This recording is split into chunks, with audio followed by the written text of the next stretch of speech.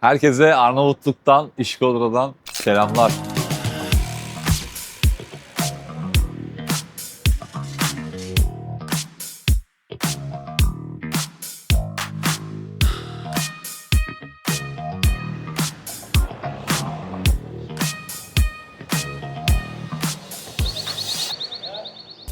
Trafik lambalarının olmadığı, bolca bisiklet kullanılan, farklı kültürleri bir arada barındıran İtalyan mimarisinin esintilerinin olduğu İşkodra'dan, Arnavutluk'tan herkese selamlar. Ben dün akşam geldim buraya. Tiran'dan Güney Terminalinden 2 saat sürüyor tam anlamıyla yol. 2 saat 15 dakika falan. 5 euro fiyatı. Her yarım saatte bir otobüs mevcut. Önceden bilet almanıza gerek yok. Gidiyorsunuz.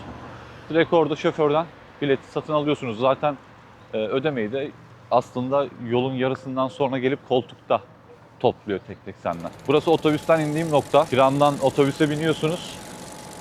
Yaklaşık 2 saatlik bir yolculuğun ardından buraya geliyorsunuz, bu meydana. Ve burada otobüsten iniyorsunuz. 2 tane terminal bulunuyor. Aklınızda olsun, kuzey ve güney.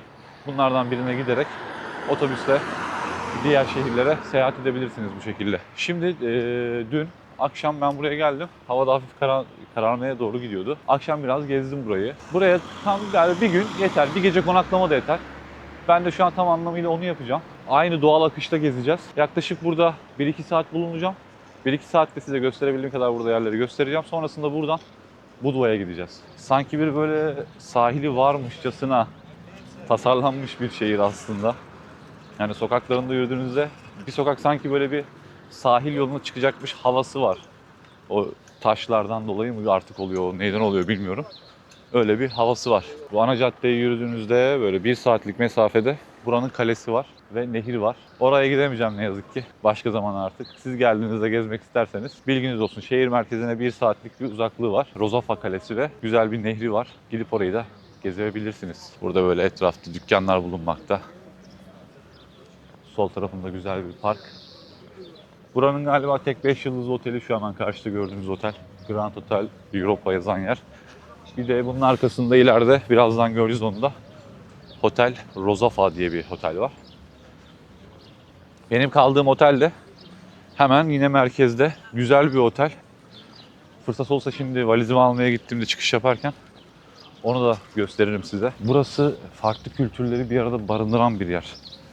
Caminin hemen arkasında mesela bir kilise bulunmakta. Yan yanalar diyebilirim. İnsanlar da aynı o şekilde burada karışık. Bir uyum, bir ahenk içerisinde burada yaşıyorlar. Kimse kimsenin etlisine sütlüsüne karışmıyor. Sen öyleymişsin, o öyleymiş bilmem ne. Öyle bir durum yok. Herkes çok güzel geçiniyor burada. Amcalar, dayılar böyle bakın bisikletler kullanıyor. Gençlerden çok yaşlılar kullanıyor bisikletleri. Şimdi burada yürürken bir şey gördüm. İşkoda'da ilk kez görüyorum. Arnavutluk'ta da hani konsolosluk dışında İlk kez görüyorum denebilir bir Türk bayrağı gördüm. Şurada bir anıt var. Bir gidelim bakalım neymiş. Hasan Rıza Paşa'ya şeref ile atfolunur. Arnavutlar ve Arnavutluk İşkoda'daki ordularımızın komutanı, kahraman ve sadık asker eski toprak savaşçı Hasan Rıza Paşa'yı saygı ile anar.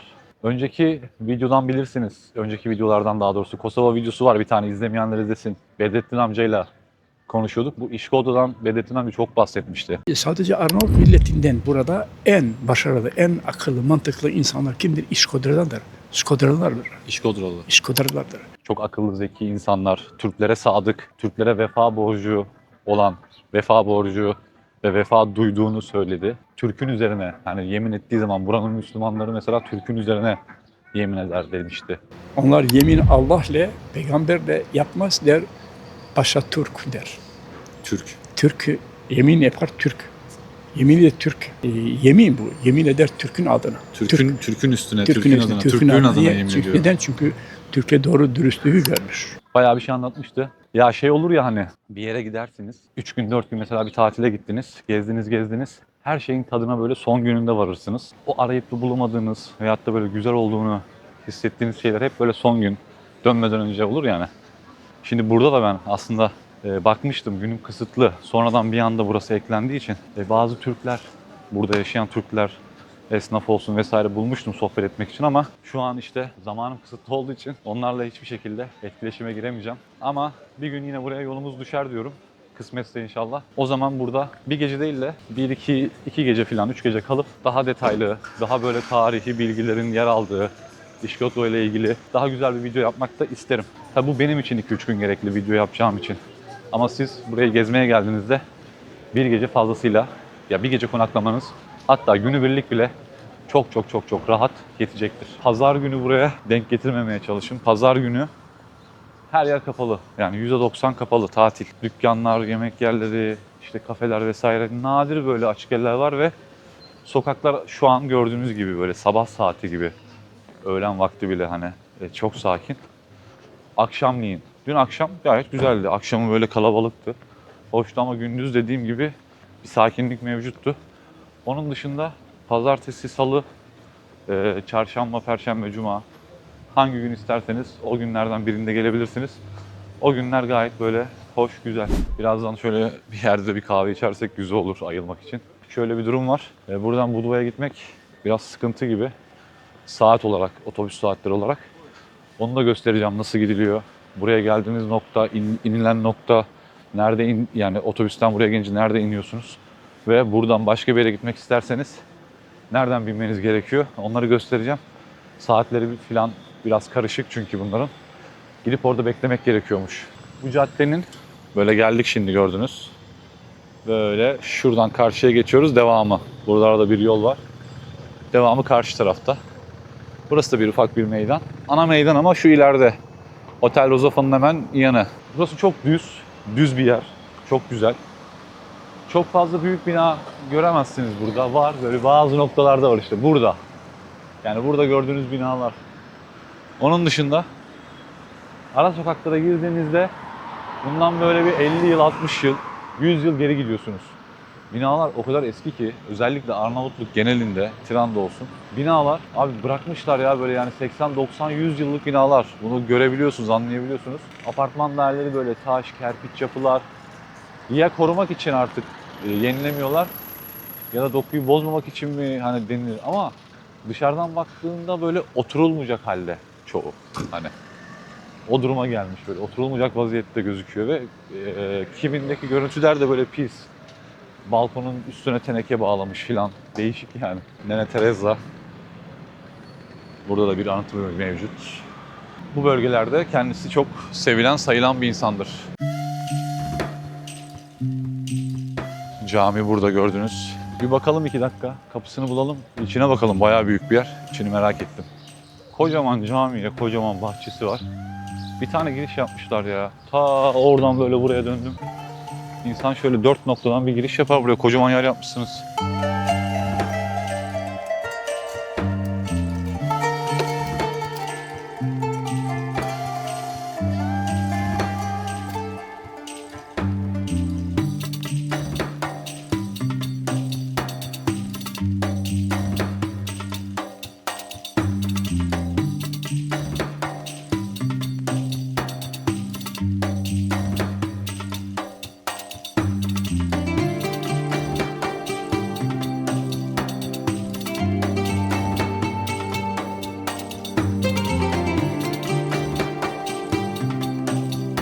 Güzel, büyük bir cami.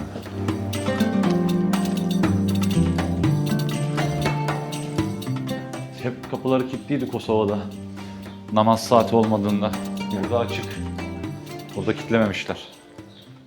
Yani bu İşkodro benim planımda yoktu aslında. Ben Tiran'dan direkt Budva'ya geçecektim. Ama dedim bir uğrayayım. Onun için çok burayı araştırmadım. Bir günde duracağım için hani detaylı bir buraya araştırıp nedir ne değildir bakmadım. Aynı anda öğreniyoruz. Aynı anda sizlerle beraber görüyorum ben de işte. Bu arada videoları beğenip yorum yaparsanız, abone değilseniz de abone olursanız mutlu olurum. Çünkü YouTube bunu istiyor. Etkileşim olması için, videoların daha fazla insanların karşısına çıkarmak için beğeni, yorum gibi şeylere ihtiyaç duyuyor. Sizler de bu konuda eğer videolarımı beğeniyorsanız, destek olursanız sevinirim. Şimdi bu caddede yürürken bir önce dedik mola verelim, bir kahve, bir şeyler yiyelim. Sonrasında devam ederiz dedik. Caminin orada sayılırız. Ebu Bekir Camisi şurada kaldı. Şöyle fıstıklı bir kruvasan ve bir adet latte. Yanında da bir tane su. Abi kahveyi fincanda istedik. Viski bardağında kahve getiriyor adam bize ya. Kruvasan nasıl bakalım?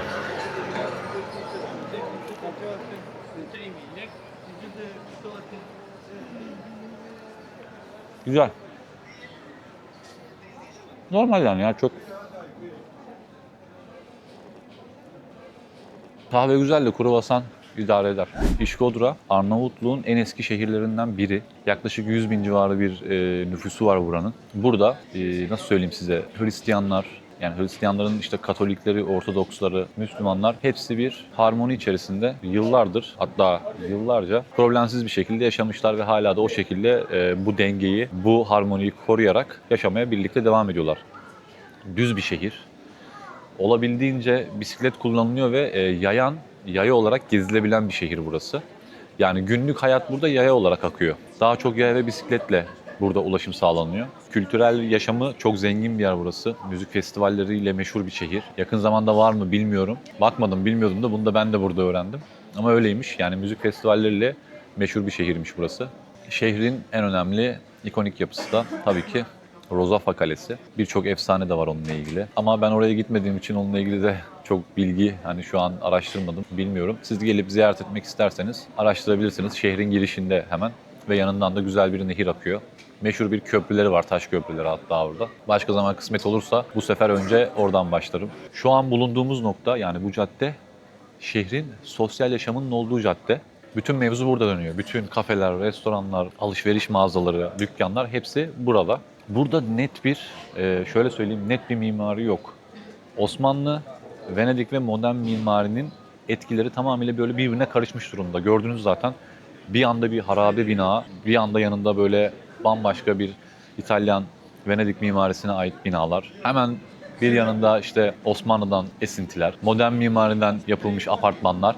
Yani karışık. Ama şu anda da buranın bu şekilde böyle Venedik, İtalya havasını barındırmasının da tabii bir sebebi var. Bu caddeye ismini veren kişi Colle Idromeno Caddesi. Yani bu kişi zamanında Venedik'e gidiyor. O bölgede yaşıyor. Burası için önemli bir sanatçı bu arada bu bahsettiğim kişi. Oranın mimarisini kendi şehrine, kendi köyüne dönüp buraya uyguluyor. Ve o günden sonra burası Balkanların aslında küçük bir Venedik'i olarak da adlandırılıyor. Yani öyle söyleniyormuş. Balkanlardaki küçük Venedik deniyormuş buraya. Eğer ki yolunuz buralara düşerse, benim gibi bu şekilde gezerseniz, yani işte otobüsle oradan oraya, oradan oraya gibi yaparken, buradan geçerken bence muhakkak bir gecenizi buraya ayırın, uğrayın. Şöyle bir gecesini görün, bir de gündüzünü. Gecesi gündüzünden daha güzel. Gece ışıklar yandığında şehirdeki nasıl söyleyeyim, gündüz gördüğünüz bu mimari yapı olsun, işte bu sokaklar, caddeler olsun, gece daha farklı geliyor göze, daha güzel gözüküyor. Dün akşam çekmek istemiştim aslında da aşırı karanlık çıkıyor görüntüler. O yüzden şey yapmadım. Biraz çünkü loş aydınlatmaları mevcut. Çekemedim. Ama araya böyle bazı görüntüler eklerim, koyarım. Şu an konuşmanın olduğu ana akşamı ile ilgili görüntüler çektim, elimde mevcut. Onlardan eklerim görmeniz için. Zaten ulaşımla ilgili bilgileri vermiştim başta. Tiran'dan buraya işte Güney terminalinden anlık direkt sabah kalkıp valizimizi alıp çıktık. O terminale geldik. Anlık orada İşkodra'ya giden otobüsü sorup şoförden biletinizi alıyorsunuz ve yola çıkıyorsunuz. Biz de o şekilde yaptık. Anlık direkt gittik, aldık ve yola çıktık. Her yarım saatte bir otobüs var. Yani önceden onu planlamanıza hiç gerek yok. Hiç kafanıza takmayın. Ama burada İşkodra'ya uğrarsanız dikkat edin. Burada her saat başında buradan Budva'ya otobüs yokmuş. Genellikle sabah saat 6'da başlayıp öğlene kadar sürüyormuş. Buradan çünkü yaklaşık bir Budva'ya 4 saatlik bir yol var ve sınır da geçiyorsunuz aynı zamanda. Yani pasaport kontrolünden de geçmiş olacağız. Şimdi dedim ya viski bardağında kahve getirmiş diye, bilmediğimden değil. Zaten İtalya'da da gitmeleri ben orada şahit olmuştum ilk. Böyle su bardağı gibi bardaklarda, hatta şu bardaklarda bile latte veriyorlar orada. Yani latteler böyle geliyor. Ice'mış, şeymiş, sıcakmış fark etmiyor. Latte bardağı olarak normal böyle cam bardak kullanıyorlar. Onu biliyorum ama ben kupa bardak diye söylediğim için, yani ona rağmen böyle bardakta verdiği için öyle bir şey söyledim az önce. Adriyatik Denizi'ne kıyısı olan bir ülke olduğu için burası ve aynı zamanda da bu bölgeler biraz daha o tarafa yakın olduğu için. Arnavutluğun genelinde de İtalyanlar çok fazla var ama İşkodra'da daha da fazla var. Burada daha çok hissedebiliyorsunuz bu İtalyan esintilerini. Mutfakları genellikle öyle. İtalyanca çok konuşuluyor. Mimari dediğim gibi full oradan esinlenilmiş. Burada bitiyor bu cadde. Şu sağdan devam edeceğiz ama öncesinde şöyle biraz gideyim dedim. İlerlerde ne var? Taşlar burada bitiyor. Normal asfalta dönüşüyor artık. Şurada bir tulumba mevcut. Meydanda. Şöyle bir tulumba koymuşlar. Çalışmıyordur büyük ihtimalle. Yani boş.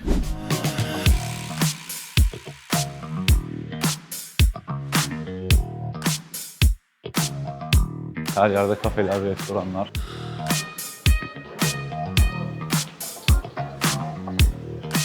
Yani fazlasıyla İtalya'ya benziyor diyebiliriz burası için.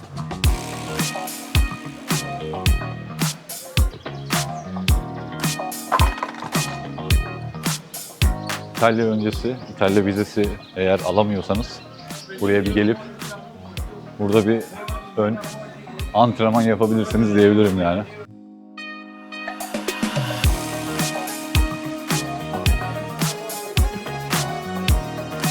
Yalnız sadece kafeler çok fazla yüksek sesli müzik çalıyor.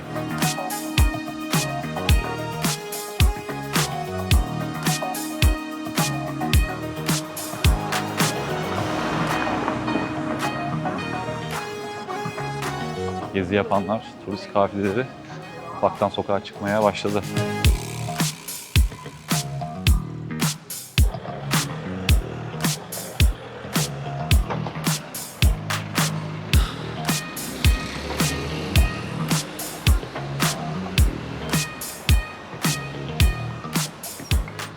Aziz Stefan, İşkodra Merkez Katedrali. En büyük katedral, en büyük kilisesi olarak geçiyor burası.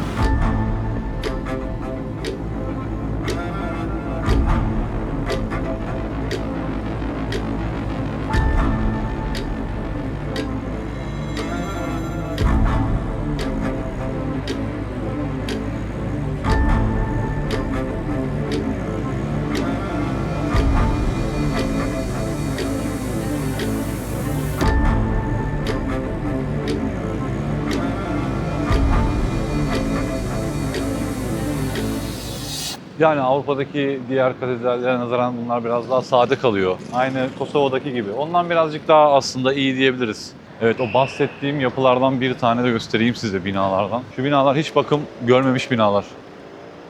Balkonların üstünü böyle tenekeden çardak gibi yapmışlar. Oradan işte şimdi az önce gördüğünüz kiliseye baktık hemen çaprazda. Böyle sağa doğru döndük. Buradan tekrar sağ yapacağız. Düz gidersek dediğim gibi bayağı böyle bir yürümek gerekiyor.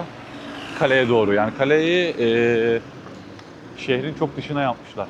Şehrin dışında kale. Genelde böyle şehirlerin içinde olur ya. Burada şehrin dışına yapmışlar. Şehrin daha doğrusu şeyinde, ne derler ona, girişinde nehir ve kale. Geniş bir cadde mevcut burada da. Görüyorsunuz bisikletlerle herkes.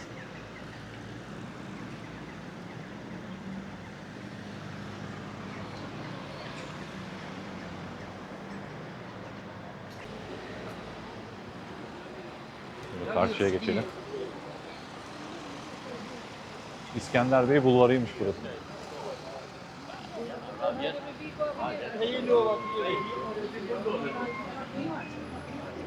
Hastanelerin ismi Pasticceri.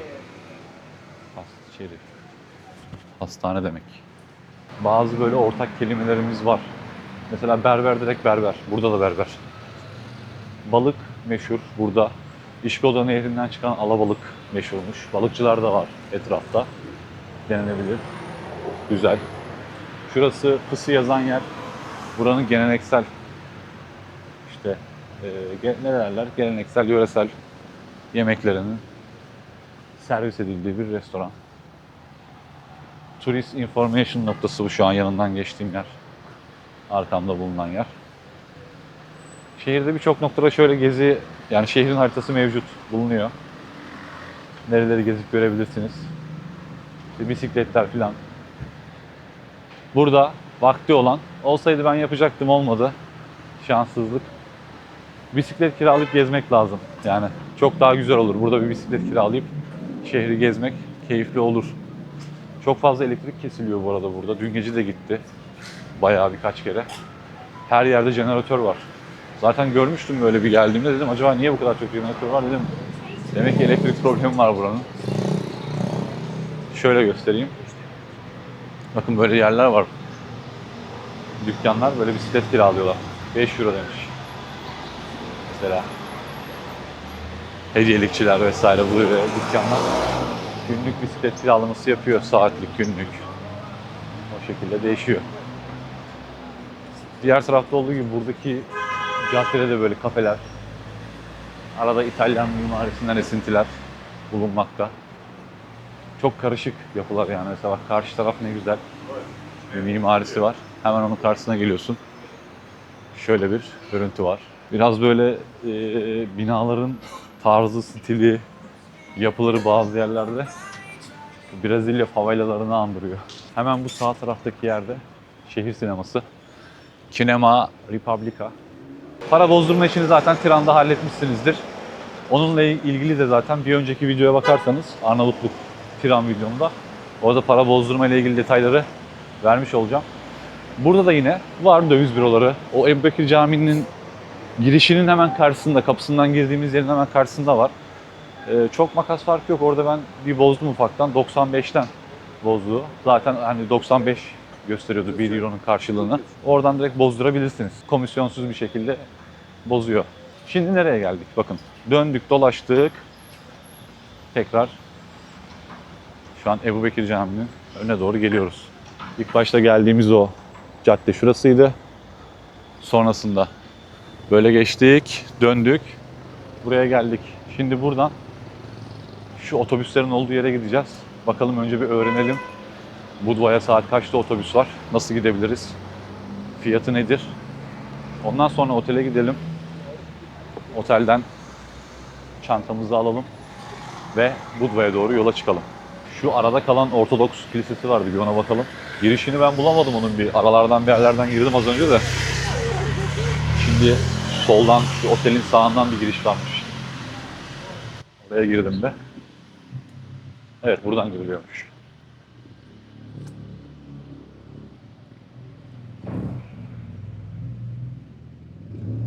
Bu gizli gibi duruyor ya. Etrafından bunun böyle geziyorsunuz işte. O caddeden devam ediyoruz böyle. Döndük, döndük, döndük. Ama buraya girmek için bir ara sokağa girmek gerekiyor. Bu böyle çizdiğimiz bu dairenin içerisinde bir ara sokaktan girince böyle küçük bir alan var burada. Bir meydan çıkıyor. Meydana. Bir meydan çıkıyor meydana. Böyle bir yer burası da. Bir girelim bakalım. Kapılarını açmışlar. Bugün burada belli ki bir düğün var. Evet, bir tören var. Süslemişler. Davetiyeler bırakmışlar.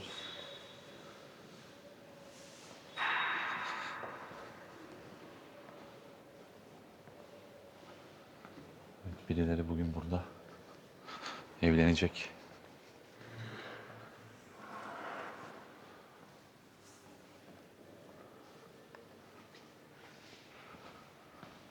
Denk gelse göstermek isterdim ama maalesef.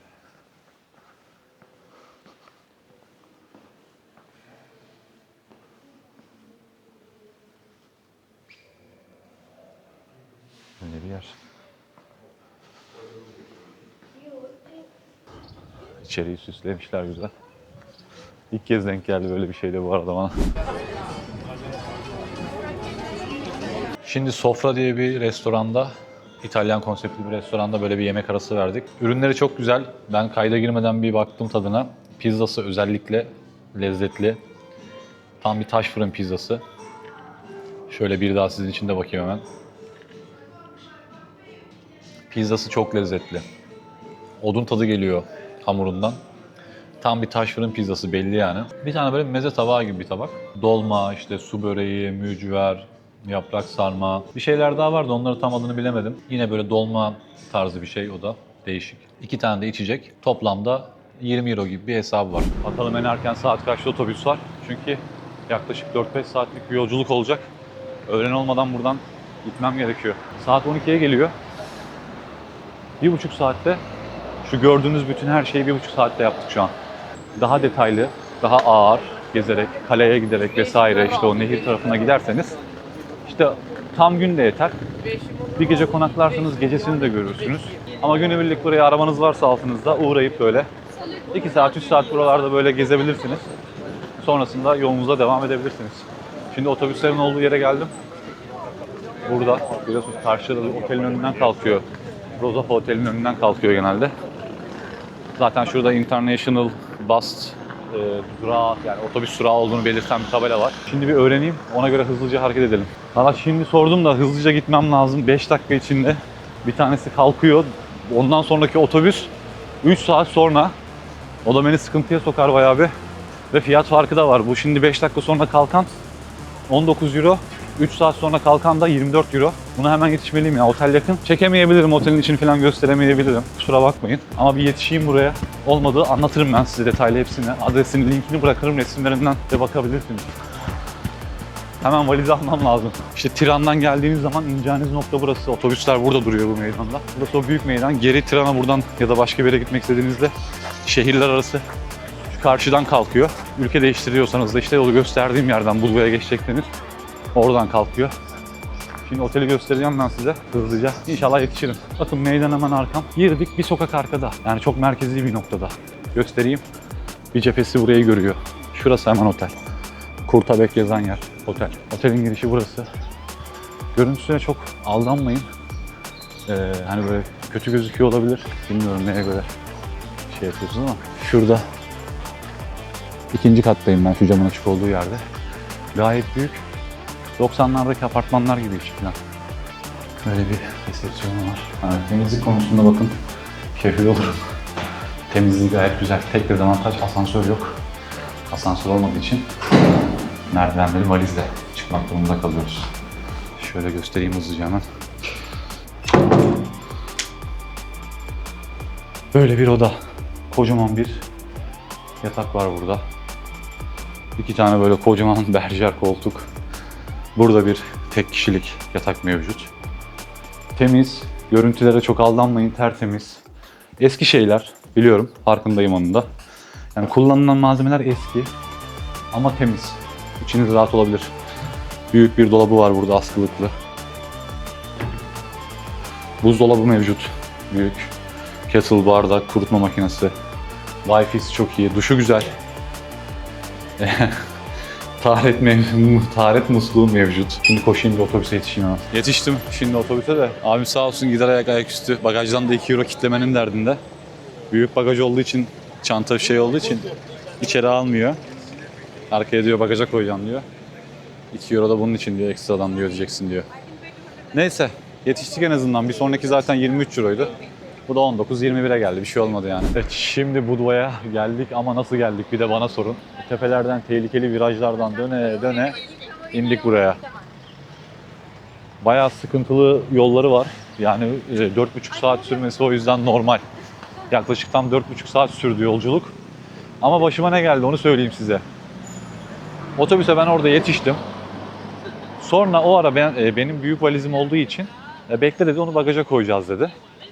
Ondan sonra o arada başka birisi vardı benim arkamda. O bindi. Ve bir kişilik oturmalık yer kalmış. Ona bileti kesince o adam inmedi.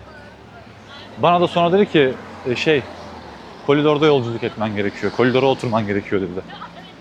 Böyle bir koridorun sonunda en arkada beşli bir koltuk var. Onun önünde böyle bir çıkıntı basamak var. Orada gidecekmişim. Ondan sonra ben de düşündüm ettim. Ya dedim sıkıntı yok. Hani nasıl olsa erken bir sonraki otobüse kalmayayım, akşama kalmayayım. Tamam dedim, giderim dedim. Yani idare ederim. Ama sonra birden aklıma geldi. Ulan koltuk parası ödedim ben hani. Adama dedim o zaman dedim hani yarısını geri ver. Madem koltukta rahat rahat gidemiyorum. Ondan sonra yarısını geri ver dedim. Sonra böyle bir yalandan indi, dolandı, etti falan filan. Bir şeyler oldu. Bekledi o ara otobüs. Sonra yanıma geldi. Bileti benden geri istedi filan. Ulan dedim ben de şimdi dedim bunu böyle dedim de hani ya komple indirirse beni hazır yerden de olacağız dedim. O ara şoför de bu oradaki o işte bu işi organize eden adama şey yapıyordu. Bak diyordu hani problem polis falan çevirir bilmem ne, ben sorumluluk almıyorum falan. O diyor bir şey olmaz, o öyle diyor falan filan derken neyse. Adam da ondan sonra geldi, bileti aldı benden. Paramı komple benim geri iade etti. Bu şekilde seyahat edebilirsin dedi. O şekilde bindim. Yani aslında bedava geldim Budva'ya, öyle söyleyebilirim. Şimdi otobüs terminalinden çıktım. Hemen bu arkada otobüs terminali. Buradan bir 10 dakikalık otele yürüme mesafesi var. Oraya doğru şu an yavaştan gidiyorum. Hava çok güzel burada. Ha bu arada buraya kadar tabii o şekilde yolculuk etmedim. Otobüs önce Podgorica'ya gitti. Buranın başkentine gitti. Orada Allah'tan bir kişi indi. İnince onun yerine ben oturdum. Ondan sonra Podgorica'dan sonrasını o şekilde geldim. Yani otobüs zaten hareket etti. Hareket ettikten yarım saat sonra adam mola verdi, 20 dakika. İhtiyaç molası verdi.